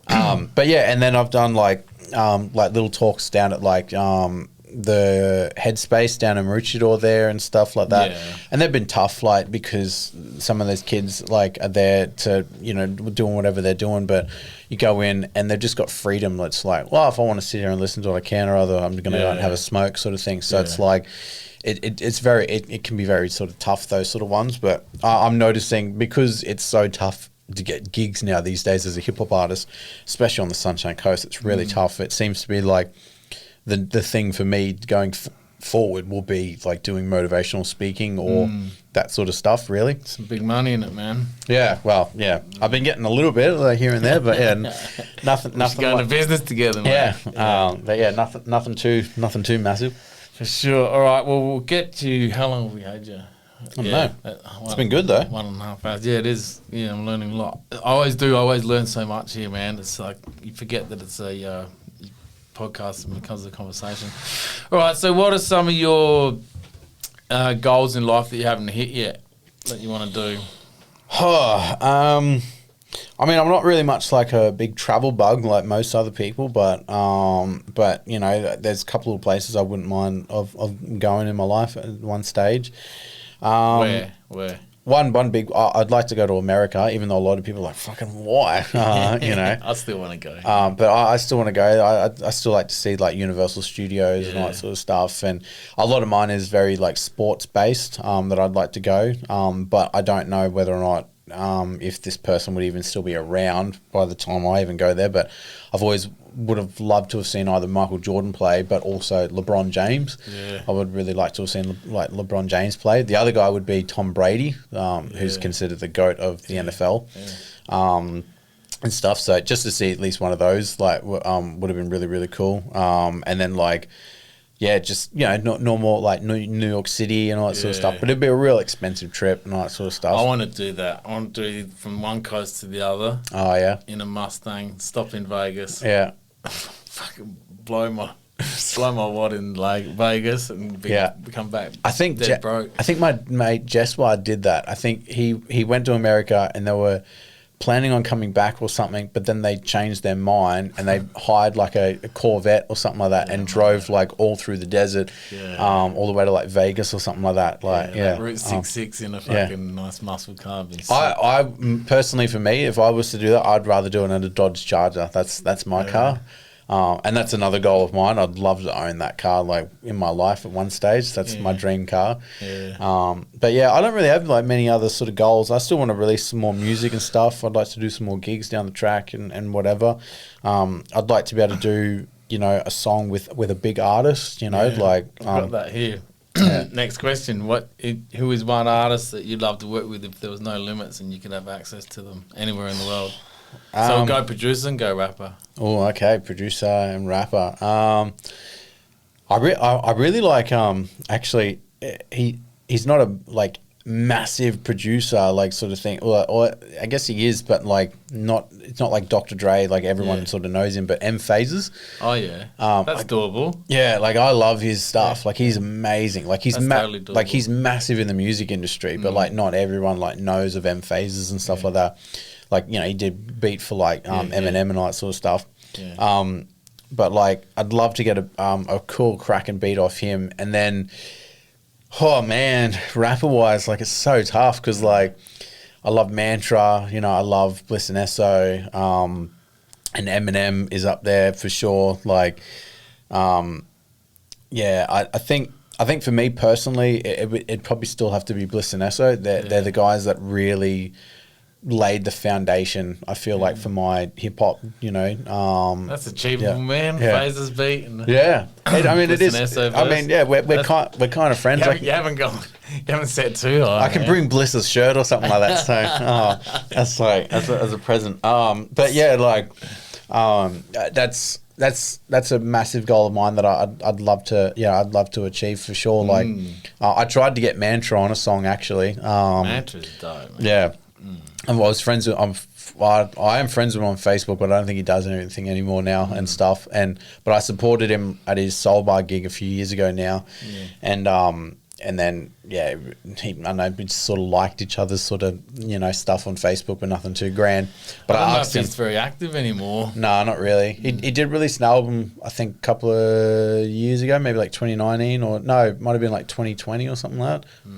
Very and intelligent. the Bridge, I think it was called. But yeah, but I asked him about it. I was like, oh, hey, on my second album, do you mind like dropping it was just a lyrical song, just a 16-bar verse, like I reckon you'd be cracked. Like, and he's like, oh yeah, send it to me and stuff and whatever. And I was like, yeah, okay, cool. I sent it, and it's like, oh, what do you think? He's like, oh yeah, I do like it. Yeah, I'll get back to you soon. And I'm just really busy at the moment. I was like, okay. Ghosted you. Yeah, maybe, I don't know. Listening mantra. And Fucking ghosted him. and but he was a pretty busy guy and all that sort of stuff. At the end of the day, I sent him a couple of CDs for him to listen to. He's like, oh yeah, send it here. And I was like, oh cool, yeah, I'll send it to you. And I was like, oh, did you get it, man? He's like, yeah, I got it. I haven't listened to it yet, man. Just a lot. And I'm like, okay, yeah, whatever you get, yeah, pop it in. I've heard that about him. Yeah, right. Okay, right. Cut that out. Nah. Rightio. So, okay. That's doable. That's achievable. M-Phases. I haven't heard from him for a while, but he's out I don't there. even. Yeah, I don't know where he's at the moment. So, the couple more. I did hear this. I did hear an American artist say that this is a real disrespectful question to ask. But Oh, okay. I'm not going to. I don't care. I still like to not. So, top 5 dead or alive. Oh.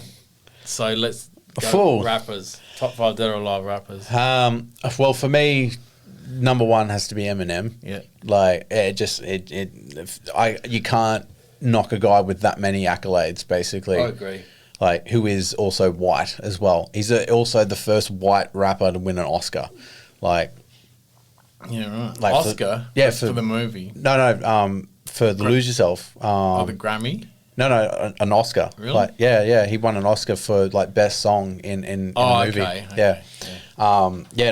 So he won like best song basically at the Oscars. So there's no other rapper that's won an Oscar. Wow. So to win that, so he's definitely going to be number one for me. And see, the tough thing is, like, I listen to a lot more Australian hip hop, so I feel like if I put like Mantra at second, it's like, fucking, what's he done? Like, like compared to Eminem to be there. But like, I really love Dr. Dre, and I feel like what he managed to do in the sense of like as a rapper, but also producer wise, as like. Well, Dre doesn't write his own lyrics. No, he doesn't. But like, he's still rapping them though. Yeah. But like producer wise, like. Yeah. Like the intelligence that he has for producing is just, Man, he's a freak.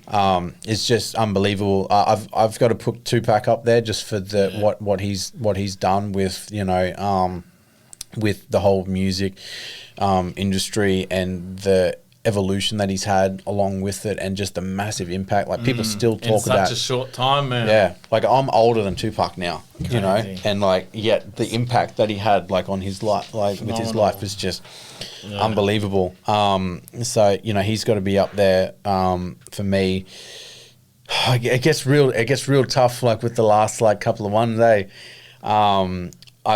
I feel like they're definitely not as big as the other ones, but like for me, Bliss and Esso is definitely up there, like just for what they've done in a country that's not as massive as America when it comes to hip hop, but what they've managed to be able to do, I think is just unbelievable. So, for me, I personally have to put them up there, and probably one that it's a guy I really love listening to. I just really dig his stuff. Is Hopsin. I'm a massive he's Hopsin pretty fan. clever, isn't he? I'm a massive Hopsin fan. I know a lot of people probably won't really agree with like my top 5 and all that sort of stuff, but I'm like, that's why it's yours, not but theirs. Hopsin is just someone I really love listening to. Like, I'd love to do a song with Hopsin like one day. Yeah. I just think he's just an unbelievable artist. Yeah. Yeah, he's a good rapper, man.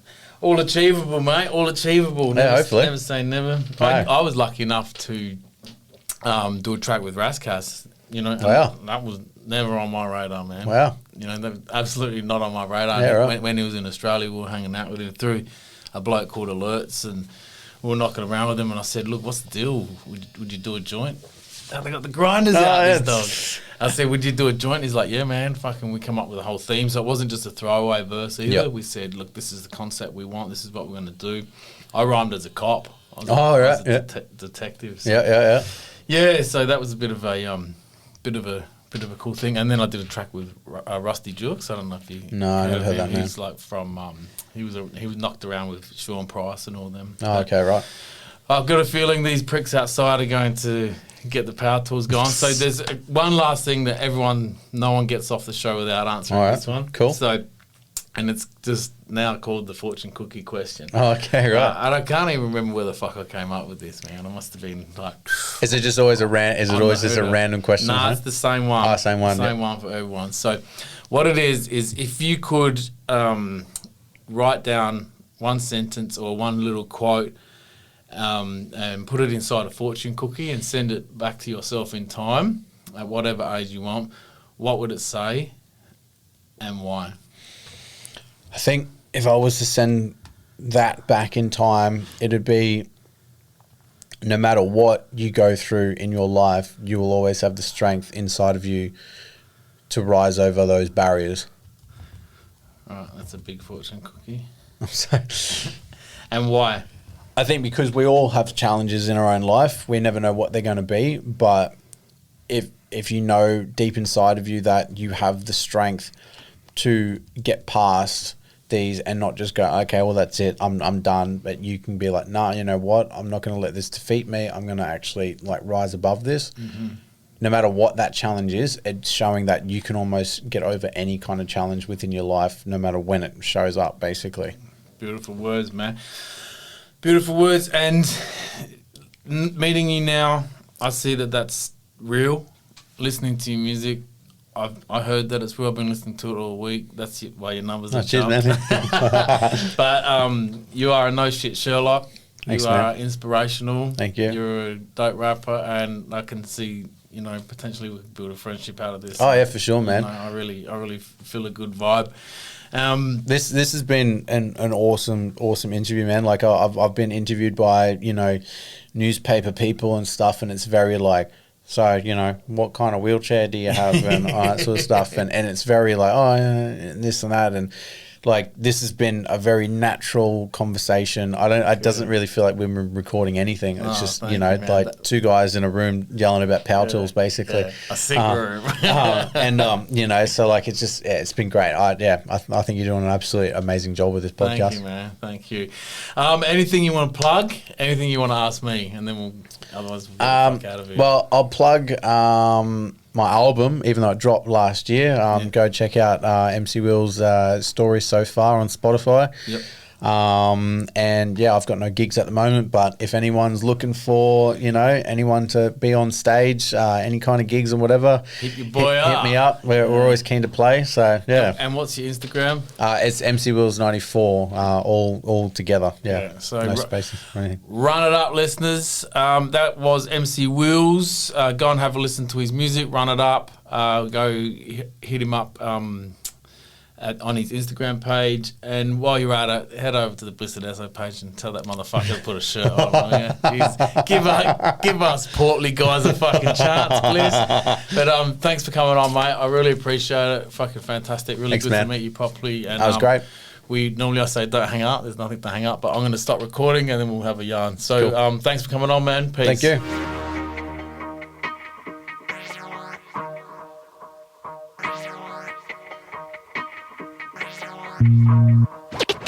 People keep asking if I'm back, and I haven't really had an answer. But now, yeah, I'm thinking I'm back. It's survival of the dopest. So when I'm on a mic, I'm more ferocious. It ends in my psychosis. You can't compete with my reality, you know that it's hopeless. It's survival of the dopest. So when I'm on a mic, I'm more ferocious. It ends in my psychosis. You can't compete with my reality, you know that it's hopeless. Yo, let's get it cracking. I'm attacking like a hunter tracking. Send you rappers backpacking. Can't comprehend what's happening in this environment. I'm adapting, rap, I'm just hijacking. With my rhymes stacking, I got no time for slacking. It's my passion that I'm backing while you're lacking. I'm overlapping. I practice while you're on the mat just fapping and napping. So call me captain. I got the tactics where you're dispatching for support. Cause your jaws hit the floor. It needs reattaching. Cause the fire that I've been trapping finally harness it and tap it. Its capabilities to be the main attraction. Challenge my brothers and all the other lyrical gunners. Make your all my minions where you think I'm bananas. As an artist, I come and ride and travel in my TARDIS like a doctor who is strange with the mystic arts that he harvests, intertwine that power with a mind stone from Jarvis. A rap vegan, cause any beat a slaughtered carcass. On my heart, from Wolverine, the claws of the sharpest, filled with vibranium, man, to make me the hardest. Flipping flows like an apparatus, and as a beat marches, so badness all your whackness to the darkest parts of Tartarus. It's survival of the dopest, so when I'm on a mic, I'm more ferocious. It ends in my psychosis. You can't compete with my reality, you know that it's hopeless. It's survival of the dopest, so when I'm on a mic, I'm more ferocious. It ends in my psychosis. You can't compete with my reality, you know that it's hopeless. So watch me demonstrate, I'll obliterate and eviscerate all these other rappers with the elements I manipulate. The rap ender, I work on no need to hibernate, cause you just can't reciprocate. Those all flows you regurgitate, can't compete on a beat where I tend to violate and get your head bobbing until it straight up decapitates. That's how I operate, as my power rejuvenates. I scorch your mic, your rhymes suppress and suffocate. Put fear in opponents with my components as I own this with wicked focus. Every time I fire up my motors, you better notice I double up the doses like deadly poachers. I'm feeling with motives, you're only scared as my plan approaches. Flowing through the motions in this ocean with my potions, and I keep my blade sharp while yours is growing erosion. So I'm verbally flammable from this lyrical devotion. Stand back, I'll roast this, I told you I'm ferocious. It's survival of the dopest, so when I'm on a mic, I'm more ferocious. It ends in my psychosis. You can't compete with my reality, you know that it's hopeless. It's survival of the dopest, so when I'm on a mic, I'm more ferocious. It ends in my psychosis. You can't compete with my reality, you know that it's hopeless. Flapping and napping, rapping, flapping and napping, napping, so call me Captain.